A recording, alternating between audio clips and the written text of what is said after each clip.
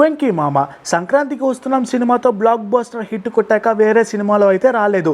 ఆ మధ్య మనశంకర వరప్రసాద్ సినిమాలో గెస్ట్ అపీరెన్స్ ఇచ్చాడు కానీ డైరెక్ట్ మూవీ అయితే చేయలేదు. అయితే మళ్ళీ వస్తే ఇంకో బ్లాక్ బస్టర్ హిట్తో ఫ్యాన్స్ని పలకరించాలి అనుకున్నాడేమో తెలియదు కానీ మూవీస్ కూడా బాగానే లైనప్ చేశాడు. ప్రజెంట్ అయితే మాటల మాంత్రికుడు త్రివిక్రమ్ శ్రీనివాస్ డైరెక్షన్లో ఆదర్శ కుటుంబం AK-47 మూవీ చేస్తున్నాడు. షూటింగ్ కూడా ఆల్మోస్ట్ ఫైనల్ స్టేజ్కి వచ్చేసింది మామ. ఈ సినిమాలో వెంకీ మామ డీసెంట్ లుక్తో డిఫరెంట్ క్యారెక్టర్తో ఫ్యామిలీ ఆడియన్స్ని అలరించడానికి రెడీ అయిపోతున్నాడు. అంతేకాదు అనిల్ రావిపూడి డైరెక్షన్లో మల్టీ స్టారర్ మూవీ చేయడానికి కూడా గ్రీన్ సిగ్నల్ ఇచ్చాడు.